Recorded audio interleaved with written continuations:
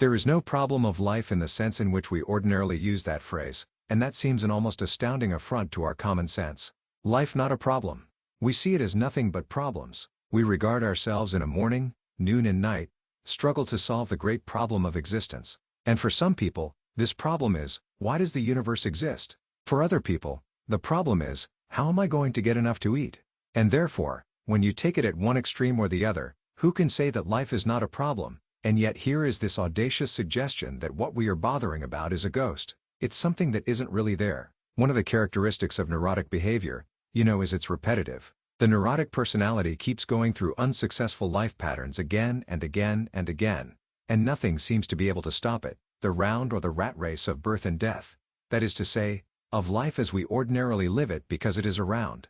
It is a vicious circle for the reason that we keep trying to solve problems that are not simply overwhelmingly difficult, but problems that are not problems at all. They only look like problems. And so when we tackle impossible questions, things go round and never come out. Now take, for example, some of the many ghosts which haunt our minds. We say, for example, that we all have an instinct to survive, and a lot of people thus treat the problem of life is, how am I to survive? And one might almost be a little cautious about relieving people of this problem, lest they should lose the impetus to go on doing their work. But that also impetus to go on doing your work is another ghost we think we are driven. You see, we think that what we do has these mysterious things behind it. See, it's very important simply to keep your eye on what is being done and to describe that. And if you describe it clearly enough and well enough, you will probably find that the ghost of instinct disappeared. Thus you see, when we talk about an instinct for survival, what is this saying? What is the evidence for the fact that there is an instinct for survival? There is no evidence except that, in fact, people survive until they don't, and this is rather odd, because what happens to the instinct for survival when people don't survive? So in this way, we find that when we try to explain some kind of behavior, some kind of activity, by supposing that there is a motivating force, a sort of incarnate spook, behind the whole thing, what has really happened is that we haven't described what's going on sufficiently clearly. Now this comes out in another way. When we try to describe anything at all and think that we are describing something that, as it were, exists all by itself. As I've often said, we are so bugged by the notion of stuff. You see stuff acting, stuff, doing things. But all that is that the world strikes us as being material until we examine it closely.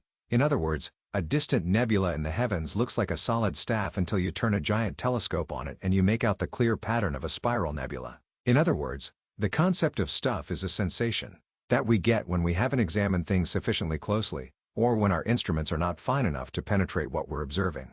But when the instruments are fine enough, what we get instead is pattern, and pattern is simply a form of behavior, of activity. Consider this in another way.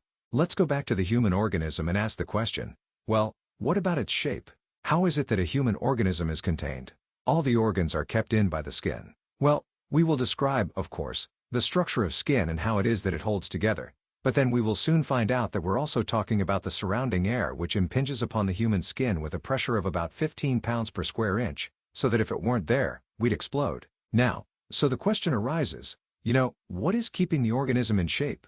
And we find out that it is not only what is going on inside the skin that keeps it in shape, but also what's going on outside the skin. And when we go on to describe this, still more carefully, we discover that it isn't quite correct to say that it is the air that is doing this, or that it is the organism that is doing this. We begin to describe instead what Dewey and Bentley in their very fascinating book Knowing and the Known call a transaction. Now that is to say, a buyer can't buy unless somebody is also selling. You can't know anything unless there's something to know. And this fact, you see, is constantly overlooked, that anything in the world, whether it's inanimate or animate, whatever it may be, is there by virtue of being in a transactional relationship, not with something else, but with everything else. A human being, of course, has ever so many relationships. They are very complicated. A person, say we call a doctor, is not only related to his actual work of doctoring, but he may be also a father related to a family. He's a citizen related to a community in other ways than as the doctor, and so on and so forth. And so we begin to imagine him, as it were, apart from his relationships, as a sort of constant, going through all these different relationships, and therefore in some way different from them all.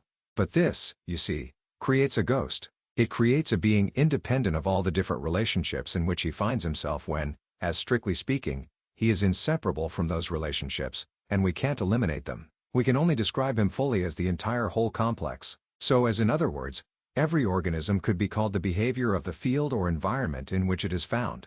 Now this doesn't mean that the organism is something pushed around by the environment and is completely passive and inert, and that everything that it does is simply a response to external stimulus. Because in a way, the organism is part of its environment. After all, it is an object, a process in nature, in the cosmos, just as much as everything in its environment. There is really no way of separating the two.